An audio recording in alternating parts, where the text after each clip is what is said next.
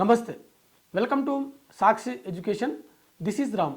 Railway ఉద్యోగాల కోసం సన్నద్ధమవుతున్నటువంటి అభ్యర్థులకు శుభవార్త. ఆర్ఆర్బీ ఎన్టీపీసీకి సంబంధించినటువంటి మొత్తం 3058 ఉద్యోగ ఖాళీలకు సంబంధించినటువంటి నోటిఫికేషన్ విడుదలైంది. ఇది కంప్లీట్గా అండర్ గ్రాడ్యుయేషన్ సంబంధించినటువంటి ఉద్యోగాలు.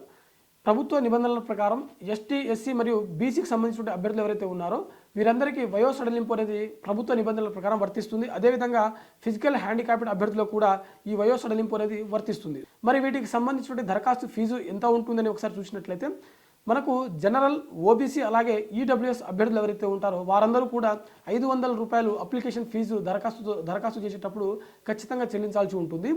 ST, SC, ex service men, అదేవిధంగా ఫిజికల్ హ్యాండిక్యాప్డ్, అదేవిధంగా ఆల్ కేటగిరీకి సంబంధించిన మహిళలు, అదేవిధంగా ట్రాన్స్జెండర్ మైనారిటీస్ వీళ్ళందరూ కూడా, అంటే ట్రాన్స్జెండర్స్, మైనారిటీసు, మహిళలు, ఏ కేటగిరీకి సంబంధించిన మహిళలు కావచ్చు, ఫిజికల్ హ్యాండిక్యాప్డ్ కావచ్చు, అదేవిధంగా ఎస్టీ, ఎస్సీ సంబంధించిన అభ్యర్థులు, ఎక్స్ సర్వీస్ మెన్ అభ్యర్థులు వీరందరికీ వచ్చేసరికి ఫీజు వచ్చేసరికి కేవలం 250 రూపాయలు మాత్రమే ఉంటుందన్నమాట. ఓకేనా? సో ఇది మనకు దరఖాస్తు ఫీజు సంబంధించిన అప్డేట్.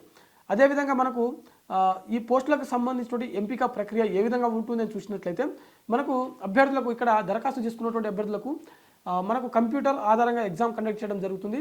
ఫస్ట్ CBT 1 అంటే ప్రిలిమినరీ ఎగ్జామ్ అనేది కండక్ట్ చేయడం జరుగుతుంది. ఇది కేవలం స్క్రీనింగ్ టెస్ట్ మాత్రమే. ఎవరైతే CBT 1 క్వాలిఫై అవుతారో ఆ అభ్యర్థులకు CBT 2కి పిలవడం జరుగుతుంది. ఎవరైతే CBT 2 క్వాలిఫై అవుతారో వారికి ఇక్కడ టైపింగ్ టెస్ట్ అనేది నిర్వహించడం జరుగుతుంది. ఇక్కడ మీరు గమనించవలసినటువంటి విషయం ఏంటంటే ఈ టైపింగ్ టెస్ట్ కూడా కేవలం junior clerk cum typist, account clerk cum typist ఈ 2 పోస్టుల కోసం మాత్రమే ఇక్కడ టైపింగ్ టెస్ట్ అనేది నిర్వహించడం జరుగుతుంది.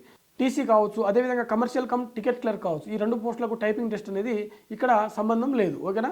సో ఇది మనకు ఈ ఎగ్జామినేషన్ ప్రాసెస్ అనేది ఈ విధంగా ఉంటుంది. CBT 2లో వచ్చినటువంటి మార్కుల ఆధారంగానే మనకు మెరిట్ జాబితా అనేది తయారు చేయడం జరుగుతుంది. అదేవిధంగా ఎవరైతే ఈ CBT 2 అదేవిధంగా టైపింగ్ టెస్ట్ ఏదైతే ఉందో ఈ 2 క్వాలిఫై అయినటువంటి అభ్యర్థులు ఉంటారో వీరందరికీ కూడా డాక్యుమెంట్ వెరిఫికేషన్, ఆ తర్వాత తుది జాబితాను అనేది రిలీజ్ చేయడం జరుగుతుంది. ఈ ఫైనల్ మెరిట్ లిస్ట్లో వచ్చినటువంటి అభ్యర్థులందరికీ కూడా మెడికల్ స్టాండర్డ్ టెస్ట్ అనేది నిర్వహించడం జరుగుతుంది.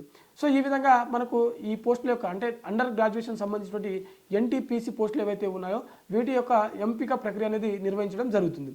సో ఇది మనకు ఆర్ఆర్బీ NTPC నుంచి విడుదలైనటువంటి మొత్తం 3058 ఉద్యోగ ఖాళీలకు సంబంధించినటువంటి భర్తీ ప్రక్రియకు సంబంధించినటువంటి ఫుల్ డీటెయిల్స్.